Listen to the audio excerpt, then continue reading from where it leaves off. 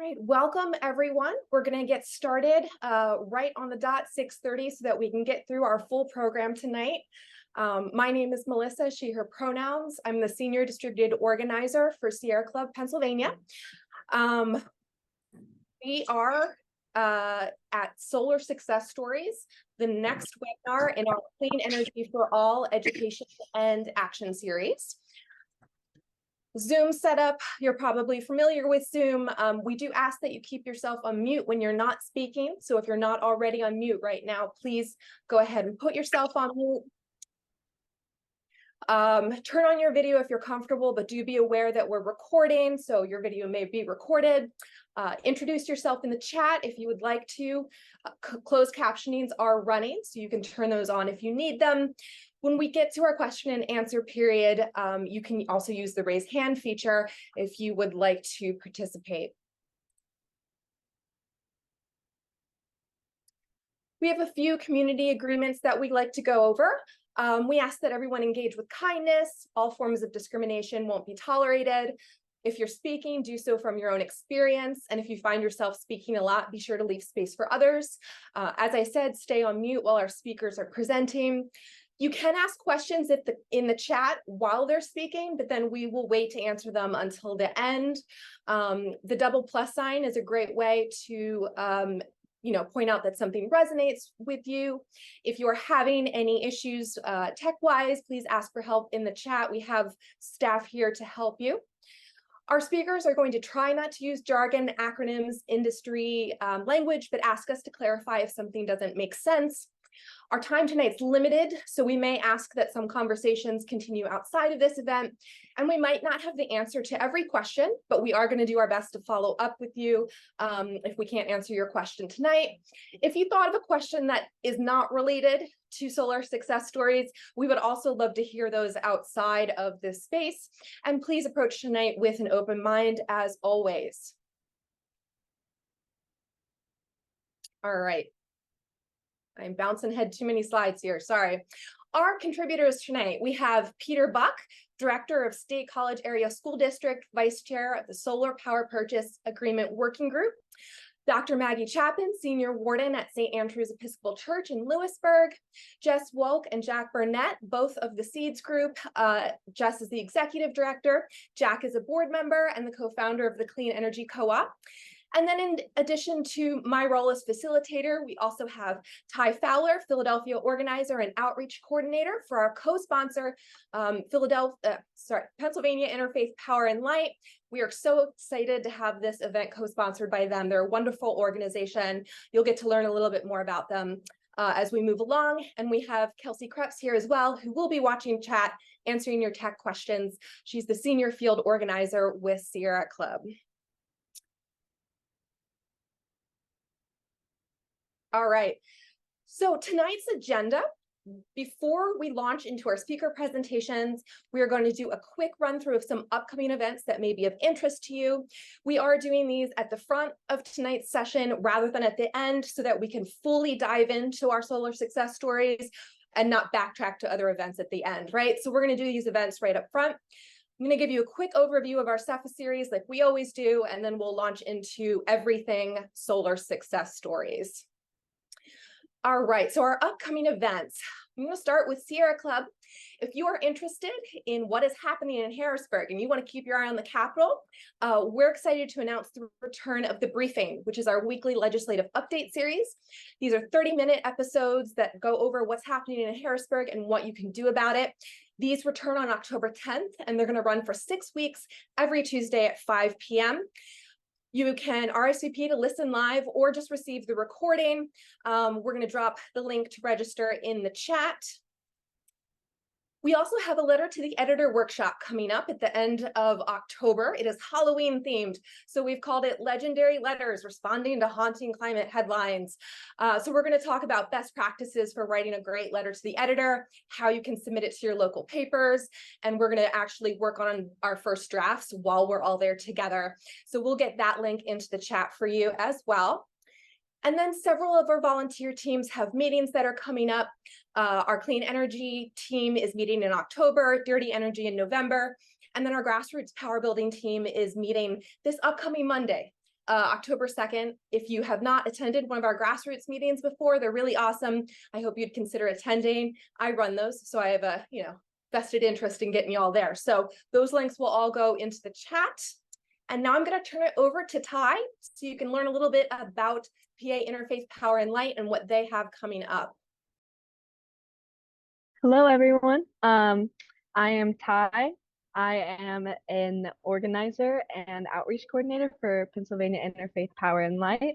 If you don't know what PAIPL is, we are an interfaith organization made up of individuals and communities from across faith traditions dedicated to addressing the climate crisis from the faith lens. We do advocacy work, resource dispersal, conservation work, education, and lots more. So we run a lot of educational events, and we plant trees, et cetera, et cetera.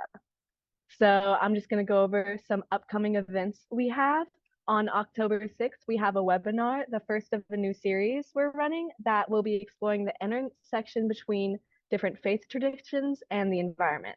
This installation of the series will be focusing on how Christians are responding to the climate crisis, and that's reimagining a Christian response to a changing climate. Second, on November 5th, PAIPL's annual conference is happening. It's themed No Faith in Fossil Fuels. It will be a gathering to celebrate our climate wins, discuss, learn, and meet like-minded individuals and communities. It'll feature a keynote speaker virtually, and then there will be in-person sessions across the state. So we have locations in Philadelphia, Lancaster, State College, Pittsburgh. I believe there's more, but I don't have them on the top of my head. And then on Tuesday, November 14th, we have our fourth session of the webinar series, Interfaith Spiritual Care, which is a space for people to come together to connect and seek hope as an interfaith community. Finally, we have an action alert. We are asking everyone, or we are collecting signatures and statements to tell Congress to prioritize funding for climate, specifically the Inflation Reduction Act and the appropriations bill that is currently going through Congress, which is going to dictate where the funds go. I wanted to give you all a heads up that this specific action through PAIPL does use faith-based language. So if you're uncomfortable with that, there is an option to add your own statement as well. But those links should all be dropped in the chat. And if you have any questions about PAIPL, you can ask any questions in the chat and I will respond to them as they come. Thanks so much, Ty. All right, so many of you are probably already familiar with our CEPHA series. It stands for Clean Energy for All. Our guiding vision is up there on the screen. I won't read it to you this time, but you will get the slide deck, so you'll be able to dig in a little bit more. Our format is always bi-monthly sessions. We like to have an education component, an action component, and a building community component. Learn a little bit more about that by going to the CEPHA page on Sierra Club Pennsylvania's website. We'll get that link into the chat for you. And you can also check out our past episodes, series introduction, hydrogen perspectives, and energy equity in our homes. We are always collecting energy stories. In fact, one of our speakers tonight, Maggie, submitted one after our first series introduction. So there's a nice synergy there that we went from an energy story through this form now to having her as a speaker. So this is always available. Feel free to share your thoughts on clean energy, dirty energy, what's happening in your community. We would love to hear it. And then after this event is over, we have an event feedback form. Please take a moment to fill that out to help us plan for future sessions. And with that, we are going to move ahead to our speakers. Just to reiterate the order, we're going to hear from Peter first, then Maggie, and then Jess and Jack from the Seeds group. So I'm going to stop sharing for now and turn it over to Peter. All right. Well, it is a delight to be here. I want to thank everybody for joining us this evening. My name is Peter Buck, and I serve on the State College Area School District's school board, and I serve as the current vice chair of an intergovernmental solar power working group. I recognize at least one person who is tuned in tonight from somewhere in Bucks County who I worked with in my capacity at Penn State in the local climate action program. So it's good to see you there. I'm going to be sharing with you a little bit about the process that we went through here in Center County, in Southern Center County primarily, to aggregate our power among local governments to put a project out to bid to secure long-term, inexpensive, carbon-free, Pennsylvania supporting solar power. This process is not finished. I don't want anyone to think that we're finished and we have the power purchase agreement signed. It is looming. It's like right over there, and we are in the final stages of legal review so that we can get to that point. But this is very much in process. And so what I want to share with you tonight is quite a bit about why we did it and how we have done what we've done up to the point where we are, because other people can do it. My whole goal here, as Mike Mann, New Climate War right here, would say, is to give you agency to meet the urgency of the time. And our local governments are able to work together to do what I'm about to talk about. So I see someone is joining us, Darlene Clark. She's from my neck of the woods. So I'm excited to see Darlene. Hi, Darlene.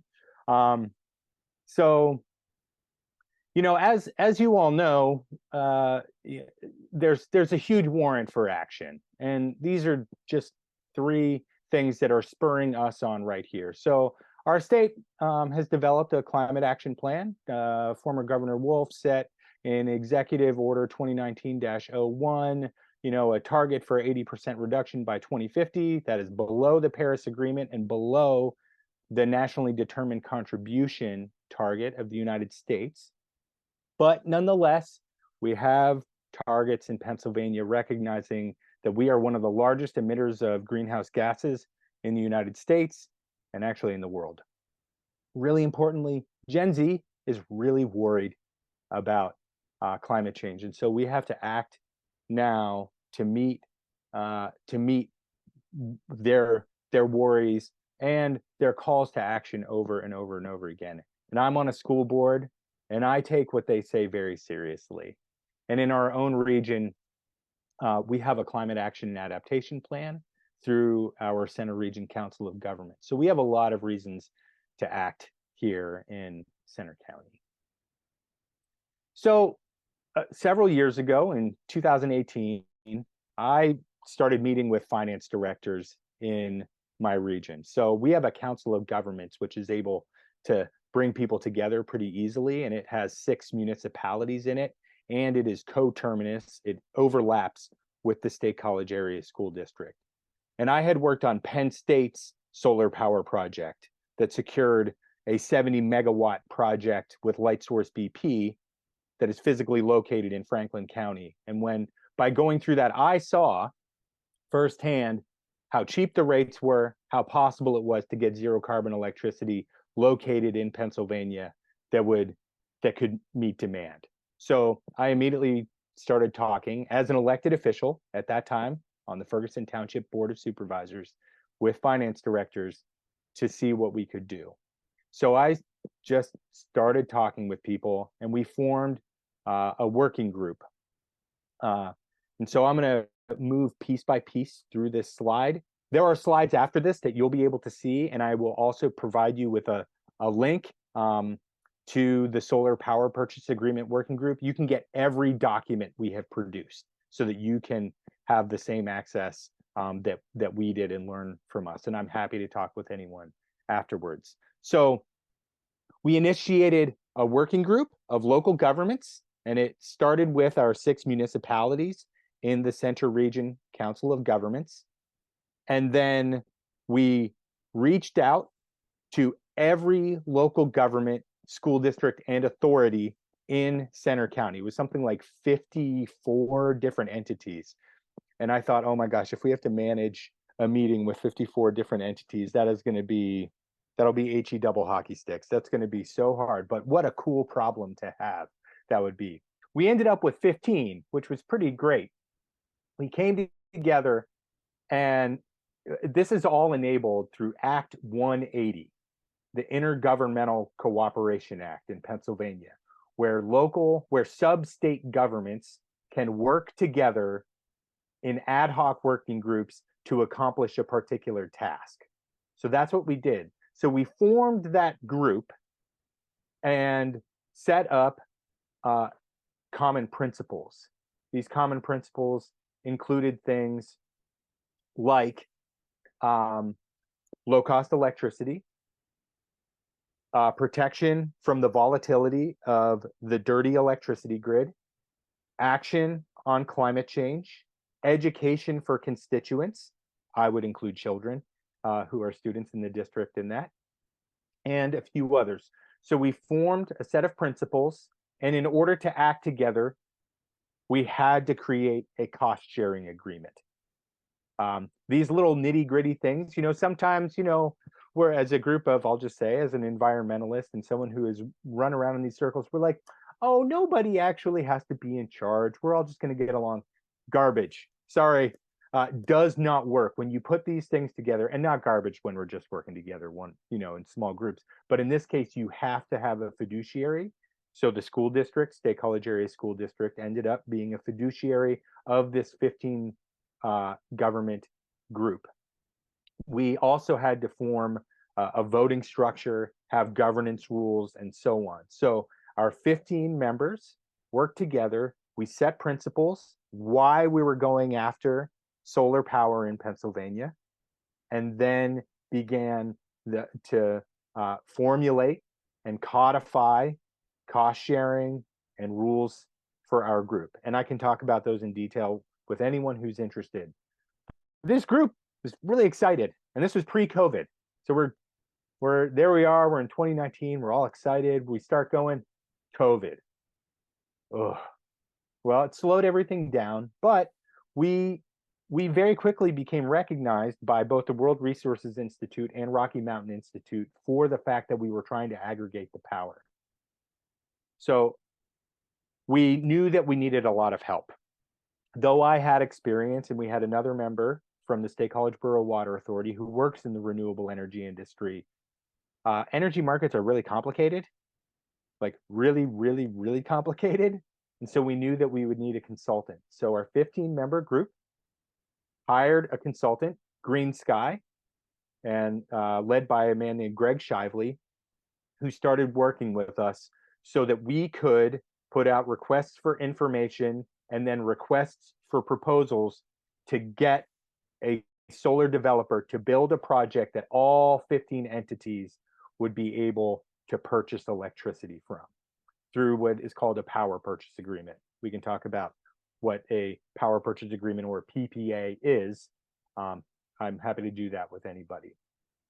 So we put the project out to bid, reviewed those projects. We had 9 bids, and a bid from a retail supplier who will end up managing it, and have, after going through the review process, decided to go with a company out of Pennsylvania, out of Ardmore,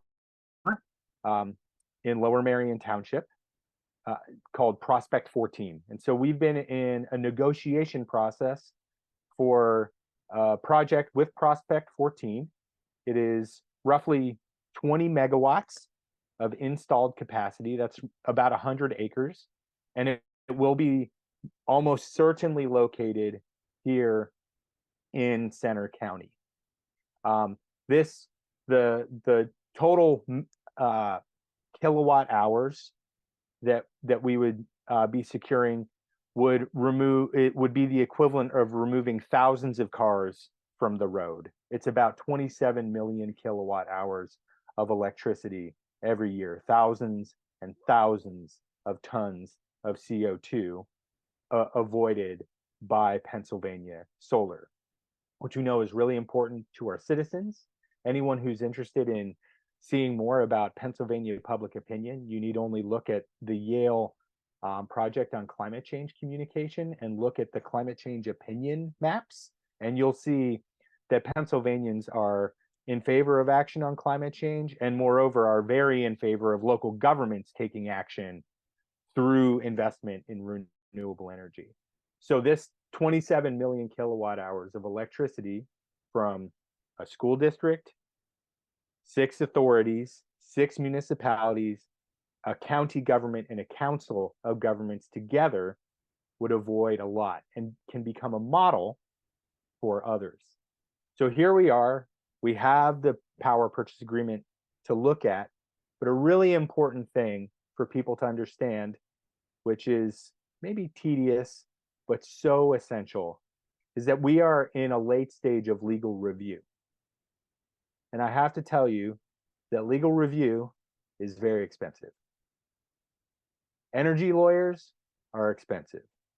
There's a lot of risk in the energy market when you go out as a group of entities to try to secure solar power through a power purchase agreement.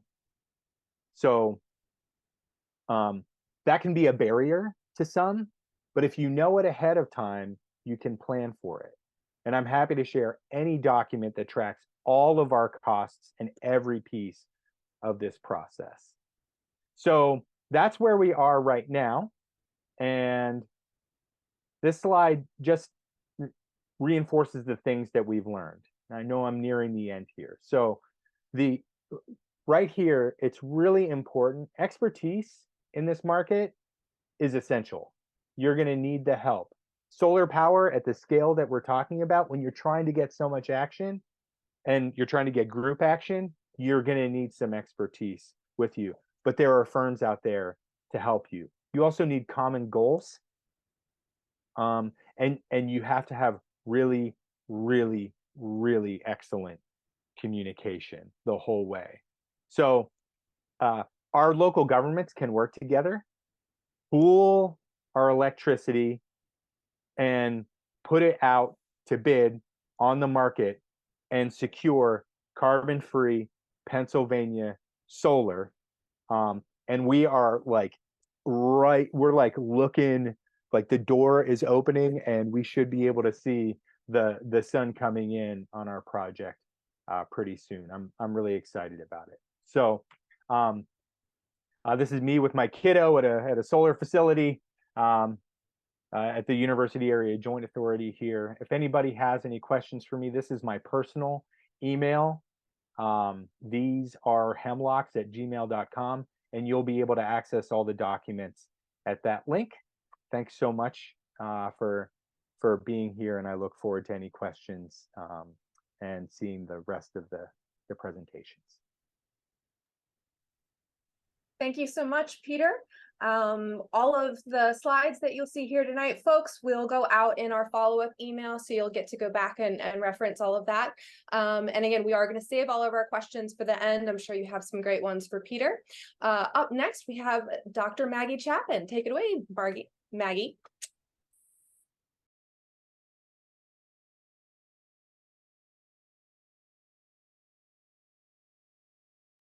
You're muted.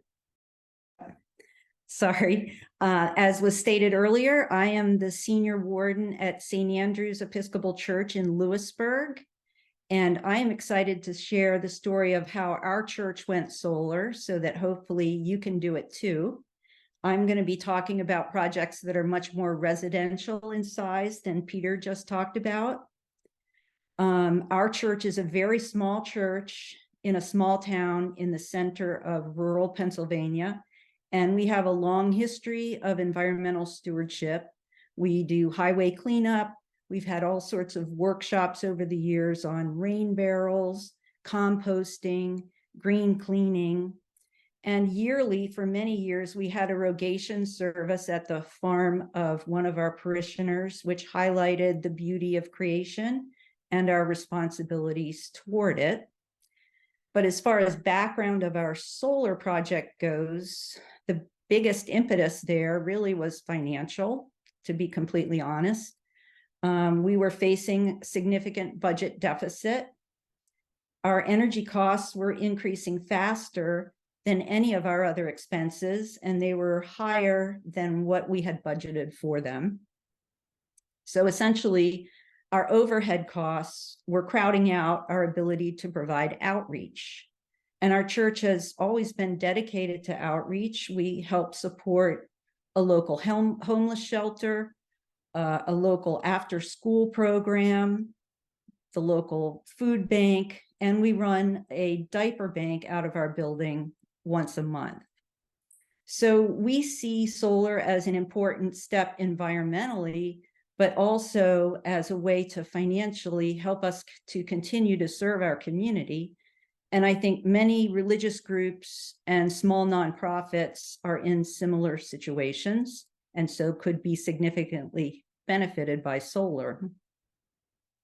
Because I had a solar array, or I have had a solar array on my house for 10 years, I was sort of volunteered to shepherd this project. I then recruited 2 church members, Janie Coyne and Claire Campbell, and we formed a green team to work through all the issues.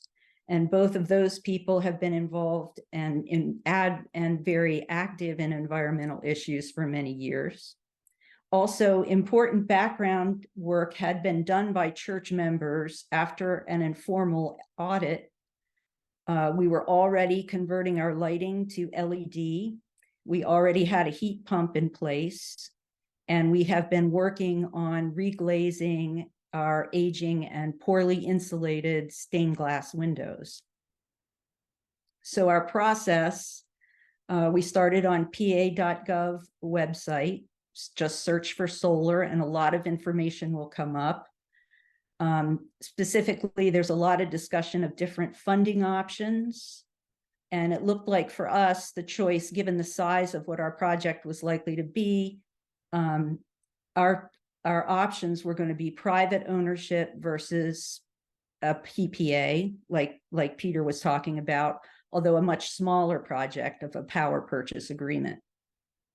So we then reviewed our electricity bills so that we were familiar with what our cost per kilowatt hour is for our electricity, and also what our annual usage is. And then I contacted our electricity provider. We are part of Citizens Electric, which is a very small rural energy co-op, to be sure that they would support those different funding options. They've worked with private arrays for many years, and they had only just started to support power purchase agreements. The yearly cost savings were going to be very much in favor of a private ownership arrangement. That was going to be $4,000 per year. And it looked like a power purchase agreement at best was going to be about $600 of savings per year. So we favored private ownership, but of course the upfront cost for the private ownership system was going to be $65,000, whereas power purchase agreements of this size, the upfront costs were going to be $0. But then the federal rebate of 30% became available to nonprofits thanks to the passage of the Inflation Reduction Act. So with that, combined with grants and renewable energy credits, a donor agreed to provide the upfront cost of the privately owned system. So our solar array cost was estimated to be $65,000. There was an additional partial roof replacement that I'll come back to at the end, and that was going to be $15,000. Total project, $80,000. And the repayment is going to be a mixture of outright donation, the federal rebate of 30%, which should come to $20,000. Solar renewable energy credits estimated to be about $1,000 each year over about 25 years. Grants, which we're still applying for, and then low interest loans are also possible, but we did not pursue that option. Challenges that we ran into in our process: number one, of course, the upfront funding. Loans often have very high interest rates, and government loans and grants sometimes are not available to religious organizations. And foundation grants can be the same. They can be very time consuming and may exclude religious organizations. Our second challenge was education of the congregation and developing consensus. This really was not a big challenge for our congregation because we all agreed that climate change is real and it needs to be addressed. However, there was already a bias against solar because of a prior investigation from 10 years ago when the conclusion was that it was too expensive. But that situation changed quite a bit with the passage of the IRA. Third problem or challenge was finding a reliable and experienced installer, but we were very lucky because I already had a connection with Infinity out of State College. The PA.gov website has lists of installers actually listed by county, so that's another good resource. Challenge number 4, the age of our roof. It was more than 10 years old. Luckily, our roof configuration and orientation were favorable, but that's not always the case. And still, we had to do a partial roof replacement to accommodate the array. Challenge number 5 was that our church has a true cathedral ceiling, meaning that between the roof and the ceiling, there really is no space.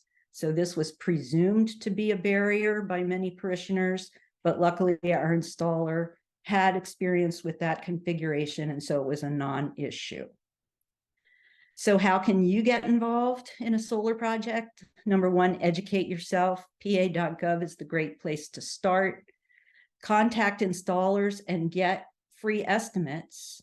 You can even do this remotely because the installers can write up an estimate using satellite images, so you don't have to necessarily just get estimates from local people.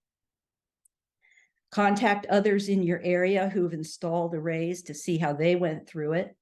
Put an array on your house. Be an inspiration to your neighbors. Help get solar on local nonprofits and government buildings, more like what Peter had just been talking about. And join or start a clean energy co-op, which is like a credit union or investment club for solar projects. And I think the next speakers are going to be talking about that. So a final call to action. I would like to make a special call to action for religious organizations. Adopting solar is literally creation care in action, and it's a way to visibly live your faith. Climate change discussion can make people feel depressed, hopeless, and powerless, but it's our job to inspire hope and to help others make the leaps of faith that are going to be necessary to address these challenges. And by championing solar projects, we can do good for the environment, we can save money, and we can inspire and empower others to do the same thing. So Melissa, if you could show the first slide.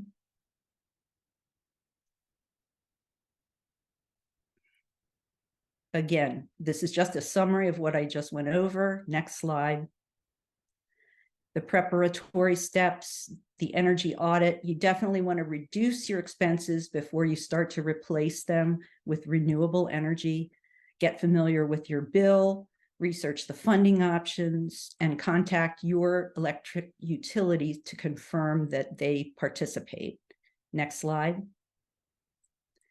Developing a funding plan. Private funding can be a mixture of donations, grants. There's a website that you can get a 2-week free trial to see what foundations might be supportive of your project. Loans, the Cornerstone Fund has the lowest interest rates that I could come across, the federal rebates, and the solar renewable energy credits. Next slide. The funding plan, the PPAs that I was investigating, it's a much smaller operation than what Peter was talking about. They can be available from your local installer, from your local utility, or national organizations that work with nonprofits like Collective Sun or Revolve, and carefully review those contracts. Next slide. And resources, PA.gov, Interfaith Power and Light, the PA chapter of Interfaith Power and Light, a resource called Reimagine Appalachia. A good part of Pennsylvania is in their catchment area, and they have a lot of interesting programs. Solar United Neighbors, and contact me. My email is there. Next slide. And finally, my only final piece of advice is always install an animal guard. All right. Thank you so much, Maggie. Again, folks, hold your questions for Maggie until we get to the end. And next, we are going to move ahead with Jess and Jack from the Seeds group. So take it away, Jess.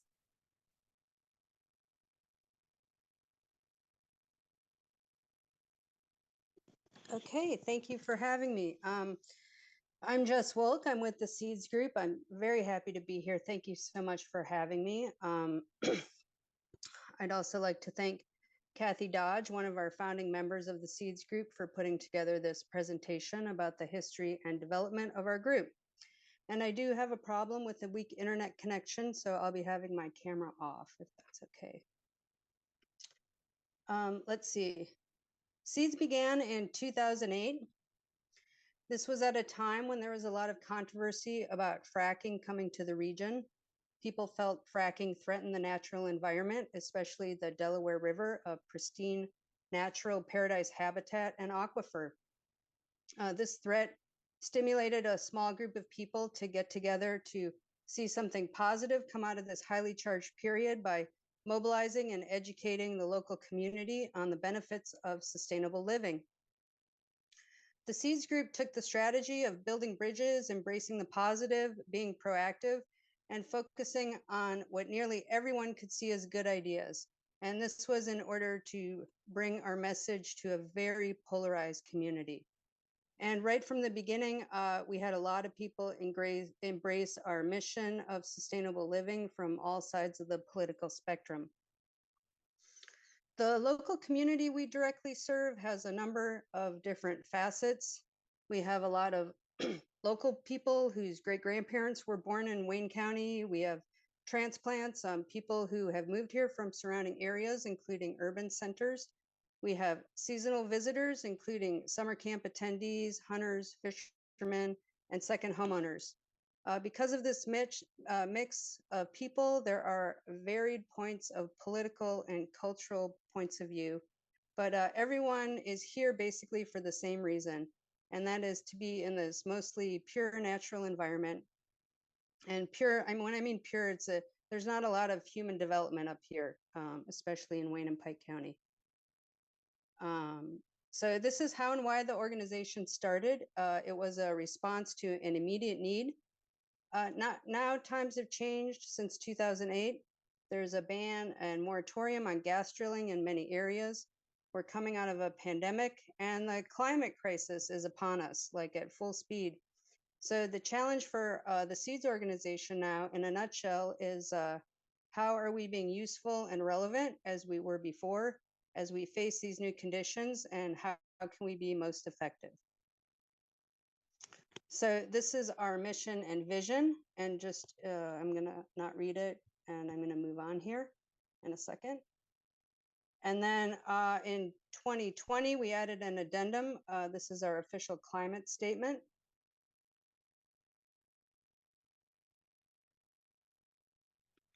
And I'm gonna tell you about the many ways we try and meet our mission.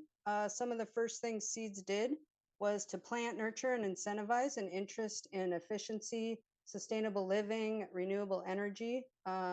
We sponsored many free public forums with local experts on energy efficiency, renewable energy, and sustainable living, and focused on ideas that everyone can get behind, like saving energy saves money, and a more efficient home is more comfortable and saves money. Like, we're really into the saving money angle. Using non-toxic cleaning products gets the job done and is better for your health. And then buying local food supports local jobs and local farmers. So these are some flyers. We started by educating the public and then moved on to training the workforce on how to install solar and wind power and how to make buildings more efficient. In the past, we have held both small scale wind and solar installation and maintenance courses for local contractors. a series of workshops for our local building industry organizations on relevant practices and technologies. And most recently, we collaborated with a regional workforce development board partnership on the Green, Clean, Serene, Clean Energy Project. This project encourages job creation with businesses and industries that promote clean energy practices and pays for training and wages for individuals interested in those jobs. So pictured here, right here, this is Kyle. Kyle was a former Seeds intern and now is getting most of his Johnson College degree and work experience paid for through this program.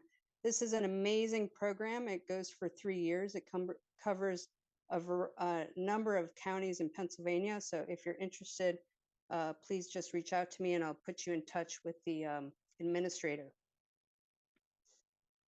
So we also have an internship program to train local high school students to be part of our home energy efficiency assessment teams.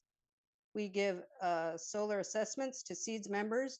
We provide also trustworthy resources on how to access renewable energy technologies and solar installers who we've worked with before. We've worked with Habitat for Humanity on energy efficiency practices when building their homes.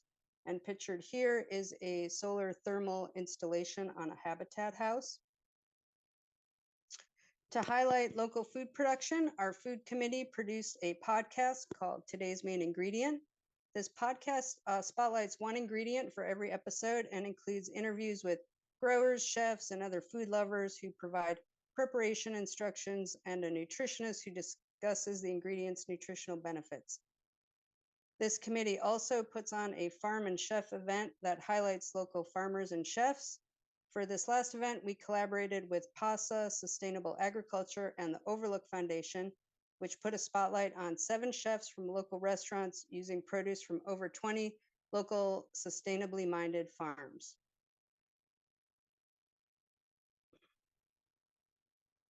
We've also held workshops on building materials like hempcrete, which is a technology that uses industrial hemp and lime instead of concrete.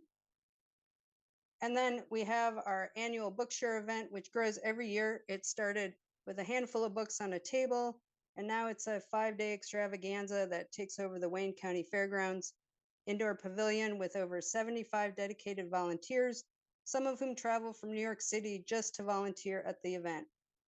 The Bookshare is a great place to meet new friends, share your love of books and recycling. And over the Bookshare's 12-year history, we have enabled the rehoming and recycling of more than 100,000 books. It's like amazing. Books are shared with the local community, with veterans across the globe, the county jails, and local and regional bookstores, who in turn find homes for more of the books. We also offer a DIY solar installation workshops annually, and this is kind of self-explanatory, so look for one in the spring of 2024. And with that, as a good segue, the Clean Energy Co-op came out of the Seeds group. The Clean Energy Co-op facilitates nonprofits and governments to install solar power, and Jack Barnett is here to talk more about the co-op. Jack is a dedicated and core member of the Seeds group, and so I'm going to pass the mic to you, Jack. Thanks, Jess. Yeah, this has been a great session, and thanks for having us. In 2013, I joined the Seeds board, and I've been serving now for 10 years. It's hard to believe. The co-op was formed as a result of a need that Seeds saw to grow its impact. We were being successful at getting local businesses to add solar installation, particularly plumbing and electrical contractors, to add solar installation as part of their business.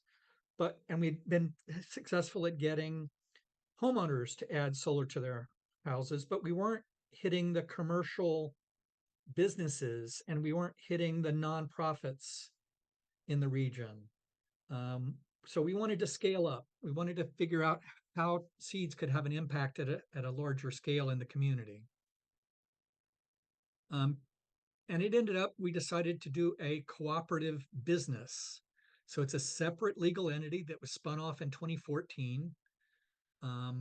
fully independent now. I'm happen to be on both boards, but at this time there's no other such person.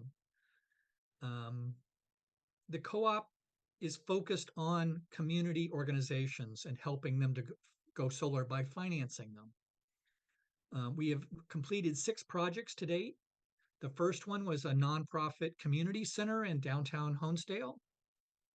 We've done 2 organic farms, and we did those in 2 separate models. The nonprofit was done as a power purchase agreement, which Peter described very well, but on this scale, of course, it's different. We're talking about 30 kilowatts and 50 kilowatt scale systems rather than the 20 megawatt scale systems. And we've also financed now a church. We did the Unitarian Church in Lackawanna County. And we've been successful at also installing solar on the Ritz nonprofit community theater building, which is the solar array behind me. That was just completed in June. We've been fortunate enough to expand the co-op to not just operate in the Northeast of Pennsylvania, but we now have a Southeast Pennsylvania co-op chapter of our Clean Energy Co-op. And it's busily working on its projects. We hope to be able to announce them here in the next 3 to 4 weeks. So look forward to more projects, and we're looking forward to doing more projects. If you're interested in forming a Clean Energy Co-op chapter, that's a possibility because we can operate anywhere in Pennsylvania. And we are different than the Energy Cooperative, which is based in Philadelphia, that does a buying club model. And Solar United Neighbors is also an organization that talks about creating a cooperative, but they're not legally a cooperative. They are a nonprofit in general. And what they're doing is hosting buying clubs locally. They're a great organization, do great work, but it's not the same as actually having an investment club, if you will, in the form of a true cooperative where the members are the owners of the systems. Thanks.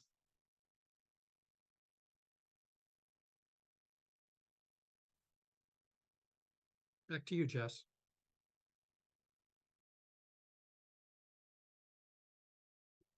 Great, thanks, Jack. That I kind of was going to end it with you on our side. All right. Well, in that case, I'll jump in. Thank you, Jess. Thank you, Jack. Jess, if you want to close out of your screen sharing so that we can go back to seeing everyone's lovely faces, we will move into our question period. We're going to go in the order that we received questions in the chat. We had some that went out to the whole group. We had some that went just to me or Kelsey. And then after we get through those, we'll take questions based on the order in which you raise your hand or, come off mute, put your question into the chat. A reminder that this is a little bit longer of a session, so we can go past 7:30. We did plan on going until 7:45.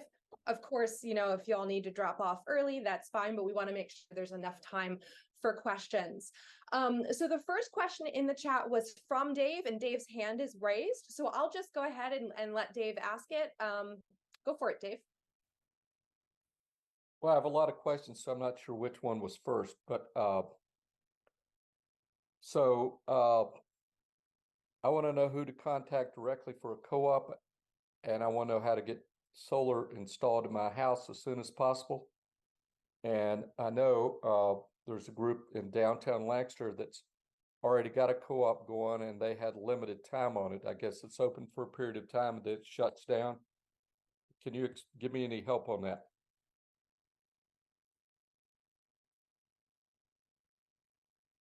Don't everybody answer at once. I would, there are numerous good Pennsylvania-based companies. Dr. Chapin brought up Invinity, for example. Invinity is located in my hometown. They're a really good company. Sun Directed is another. There are quite a few.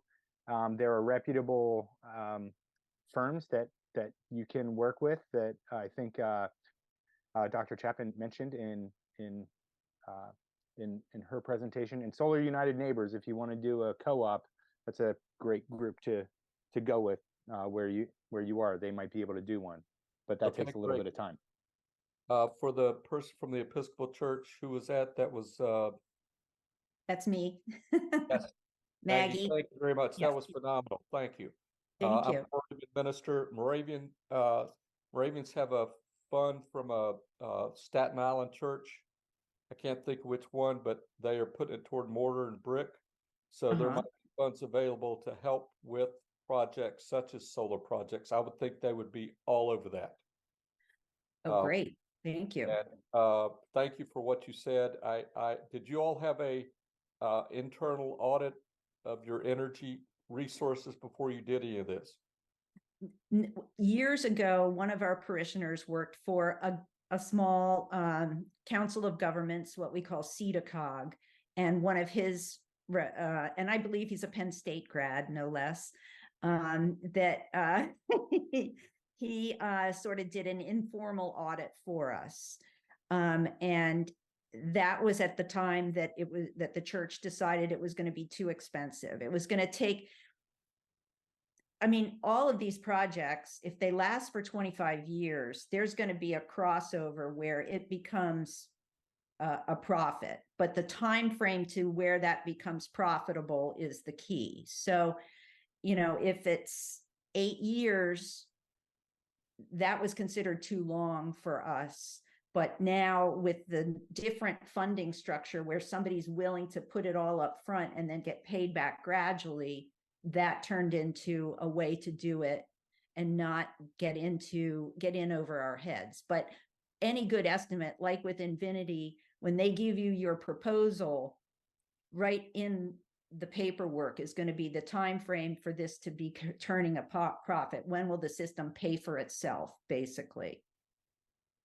Right. Thank you. And pa.gov does have a lot of good information on it if you're looking to do this for your house.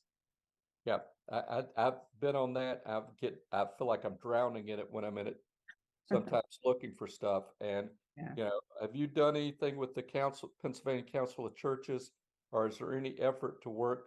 Ty, you may know this, to work one-on-one with ministeriums and present this information. I would think they'd be all over this, or at least their social action committees would be all over this. I can say that the Diocese of the Episcopal Church in Central Pennsylvania is conveniently enough the head of our Diocesan Creation Care Committee is also the executive director of Pennsylvania Interfaith Power and Light. So Katie Ruth, she's a great resource. If you contact her, she will help you, definitely. Great, thank you. My last note is to the person doing the presentation from Seeds. I don't know if you've heard the song Sow Seeds and Trust the Promise. That would be a good theme song for your group. If you haven't seen it, you ought to look it up. Thank you. Appreciate it. Thanks, Melissa. Thanks, Dave. Our next question is from Howard. Howard, would you like to go ahead and ask it, or do you want me to read what you had put into the chat? You can read it. Both, please do. Okay, let me pull it back up here. All right, so for Peter, how does your cost sharing agreement accommodate unequal growth in population or in business enterprises, especially if it happens quickly? Example, if a major manufacturing facility would locate in one community, bringing hundreds of new jobs, residential structures, ancillary businesses, etc. I'm going to copy that over so that Peter can see it in the chat because I don't think it went to everyone. So now, yeah, everyone should be able to read that. I'd like to add that would also refer to power sharing, because the power needs of that one community would drastically increase in a short period of time. So the answer is it doesn't. And it doesn't because this is not a community solar endeavor. It is simply the power that is used by the local governments themselves. So it is the electricity used by the State College Area School District in the 13 school buildings and, you know, other small buildings that we own. For the State College Borough Water Authority, it is their water treatment plants. For State College Borough, it is their public works facility and their main municipal building. So the Intergovernmental Cooperation Act does not allow us to work with individual homeowners or businesses. Businesses can do things through other forms of aggregation if they want to. This is only local governmental entities enabled through Act 170 or Act 180 to work together. Thank you. Your point, though, but your point, totally well taken. And it's the right kind of question that were you to be doing the thing that I think you were thinking of that you would want to ask. Absolutely.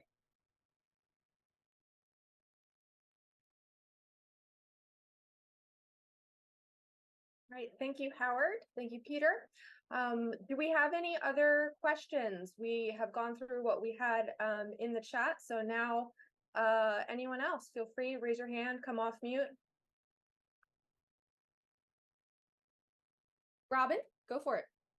Well, I guess it's more of a comment, but I was struck by Peter's comment about how the energy law component is very expensive. And I was reminded of Steve Harvey, who's a lawyer in Philadelphia, who has gotten very active in promoting climate action and sort of enlisting lawyers in Pennsylvania to, do what they can. I guess I was just thinking there ought to be a way to get pro bono support for projects, of that kind, because that just seems like an unnecessary barrier if there are lawyers out there that are committed. Yeah, if I can comment on that quickly, I would love that. I think that's a really great idea. I can't speak for my whole working group. This is a personal opinion at this point.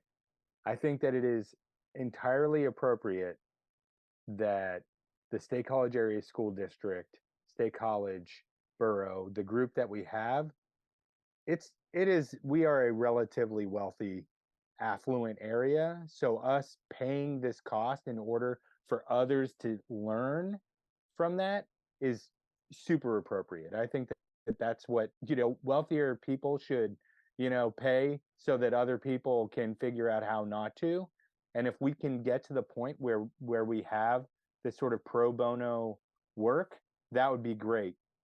We might get there in a couple of years, but a power purchase agreement of this kind is pretty complicated, and there's a lot of back and forth that has to happen to negotiate the management of risk, the management of profit, what goes into. I mean, it is not simple, and they really are negotiations. So it may never be pro bono, but we could probably get greatly reduced costs. Thanks. Let me add to that. Power purchase agreement at the business or nonprofit roof level is not as complicated, but it's also not pro bono from lawyers. And when we, as the Clean Energy Co-op, we present a power purchase agreement to our nonprofit hosts. It's still a 25 page document with a lot of clauses to deal with unexpected results. If the thing goes as planned, would be a simple document, but it's got to cover a lot of unexpected options that might happen. It's got to cover insurance requirements. What happens if the net metering law in Pennsylvania goes away? All kind of issues that could be real over a 25-year type contract. So it's simpler at the level of a nonprofit or a small business, but it's not pro bono. It is an expensive thing to have lawyers on your side.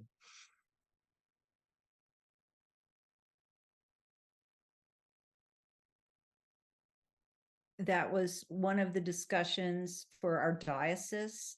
You know, if we're going to ask our churches, I mean, the National Episcopal Church has a goal of carbon neutrality by 2030. That's not going to happen without a lot of renewable energy projects. And so who's going to help with all of the assessments and the contracts and the financing? And is that what our committee should do, is get environmental engineers to help with the energy audits. You can get a lot of information from the Interfaith Power and Light web source about what the common culprits are in churches. I mentioned some of them, LED, converting all your lighting to LED. We have 200 lights in our building. So we're gradually, every time a light burns out, we're changing it over, and we're about halfway through. Every church that I've been in has some kind of stained glass, and those are rarely very well insulated. So there's lots of common places where people can be aware of, but to really do a detailed energy audit, it's going to be expensive.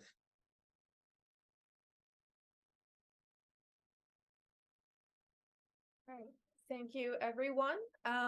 Dave had his hand up next, and then Mike. Hi, my goal is to be a connector with all this. I worked for Clean Air Council for 3 years, and my concern is with what we're seeing with the plastic plants that are being developed. We're looking to push 322 more out in the country, and so much more. How do we get ahead of this? And I think there's a real flaw in our communications and working together on a variety of things. But I'm leading a group called Crossroads and Connections, and we're doing workshops on gun violence, mass incarceration, racism, and environmental issues. And we're constantly putting information out so people can see where to go, what to do, and to get questions answered. To be a connector in this, that's what I am, a connector. And I want to applaud the Sierra Club, because I think they're in the front of a lot of this. And I know a lot of environment, and I think Interfaith is doing a great job too. I think there's a lot of environmental groups that are, let me say, I'm from North Carolina, where the motto is to be rather than to seem. I think a lot of environmental groups are showing up so they can get paid, but they're not doing anything, or they're not going to the depth of this and willing to get in the fight. I'm in the fight, and I think we all need to step up on this. This is a timely matter.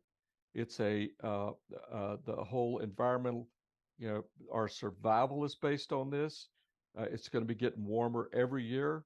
If we can't get the attention now of people, we never will. And I think we're down to the infantry on this that needs to step up and say something. And I don't mean to be giving a pep talk or running this thing, but I just want to say, my email's in the chat. If I can help you with anything, or you want to stay in touch, or need motivation, please feel free to contact me. Thank you. Thanks, Dave. Mike? I want to stress the fact that what the church did, St. Andrews, the first step that they took, I want to reinforce to everyone that the first step in any renewable energy project should always be efficiency, conservation, and energy audit first. No questions, no exceptions, always, whatever you're doing. Because think about it, if you're going to start doing renewable energy and you're still using incandescent light bulbs, you have no insulation in your attic, you're still using an old inefficient boiler, you have an underground fuel tank that might be leaking, that has to always come first. And also, it should begin every one of these sessions, these little workshop Zoom sessions, by stressing efficiency, conservation, and maintenance, because you need to maintain equipment constantly to make it efficient. That's all. Thanks. Good job. Thanks, Mike. Bill has his hand up. Hi, Peter, I know I've reached out to you. We in Southeast Pennsylvania have 43 municipalities that have signed resolutions setting targets to get to clean electricity by 2035 and heat and transportation by 2050 to help keep the global warming under 1.5 degrees centigrade as recommended by the IPCC. So we'd love to replicate your solar PPA for our smaller munis that can't purchase that much or build that much solar on their own due to land constraints and budget and all that.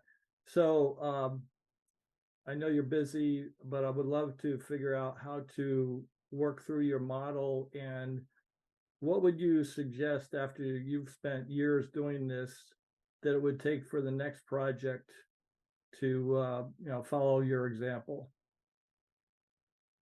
Well, thanks, Bill, and it's good to see you, and thanks for being in touch with me earlier. And I don't know, I might have some email sending in my email that's where I owe you something. I hope not, but if I do, I appreciate your good attitude at the moment. I think that some of the most important things, I like to think about iron triangles, which is a kind of old school political science way of talking about things, where you have a special interest group, you have, kind of agency, and you have like a legislative body. So a special interest group can be a group of citizens, and a motivated group of citizens that can align themselves with an elected official or officials, in this case, a team of them, and then work with some piece of the agency. In my case, it was finance directors, to move something along, that it just starts to take on a life of its own. That life of its own has to have focus, it has to have purpose. But the place to go is to get someone who someone, preferably a small group of elected or elected people, or people who are serving in a position like finance director, manager, public works, planner, who can make the discussion happen inside and across the governments, because they'll do what people do. Motivated people will make a team, right? And so I think that's one of the first things to do, is find that you're a motivated citizen. You have a group of motivated citizens. You need champions. And so if you can get champions to do that together, you don't have to have all 43. You have to have, I don't know, more than 2, but preferably, I don't know, 10, 15. I also know that in your neck of the woods, Bucks County, Delaware County, Montgomery County, and Chester County are going to be getting a master account in PJM, and they're doing a huge power purchase agreement, right? And I say huge, I mean, it's like many, many, many, many times the size of ours. So, but that takes a lot of time too. Can the munis ride that elephant? I'm not sure. I believe that some of the people in the DVRPC, the Delaware Valley Regional Planning Commission, no acronyms, are interested in that, but I don't know where that is in the process. And as I said, if anybody wants more, just ask. I'm happy to replicate this presentation for you, or do another that has more depth to it. Thank you. And I will reach out to our county planner, because I have heard about their DVRPC work on the multi-county PPA effort. But if you were to think of your team that put this model together and did all the communications, got all the meetings together, if we kind of, since that was your first time through, if we just had some quick tips so that we could reduce the amount of learning or effort or mistakes that you guys have already ironed out, how long would it take our team to pull something like this together? Assuming that you are able to get along, That's always, it's the humans, the humans getting along can be a big issue, especially when you have turf on the line. So if I know that we could help another group shrink the time and avoid some of what we did, because you can just replicate a bunch of it, like the cost sharing agreement. Yeah, you won't have to figure that out. Just make it proportional by electricity use. And then you have a finance agreement.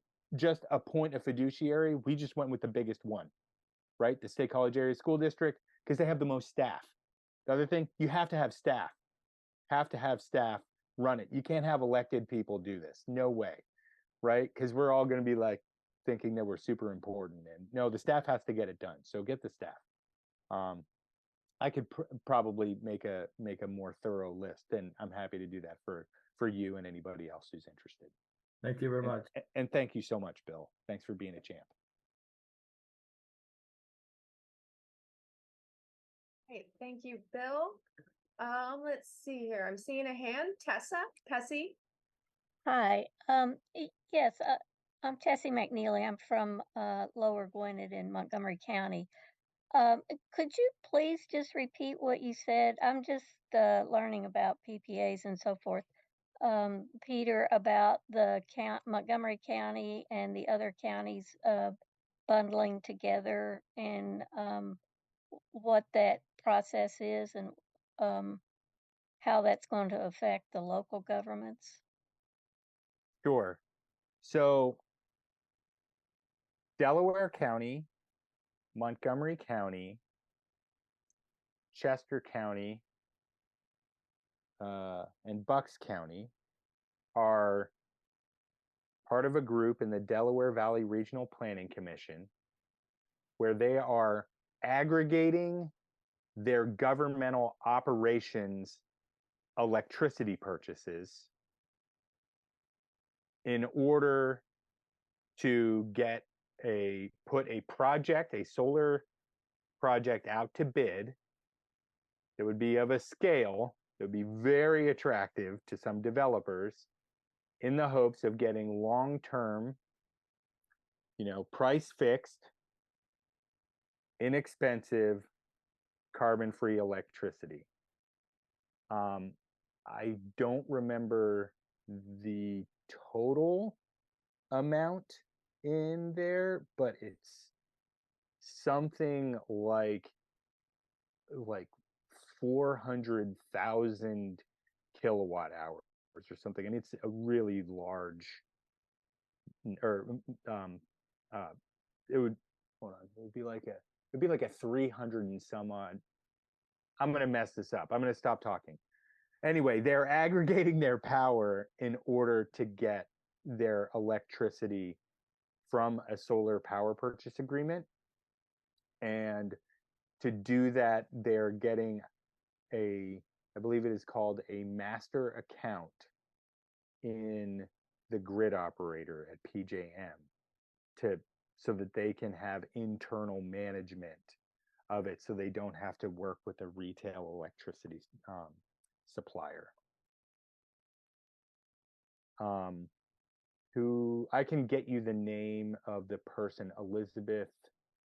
I can get you the name of the person at DVRPC who has been the point for figuring out a lot of this, if you're interested.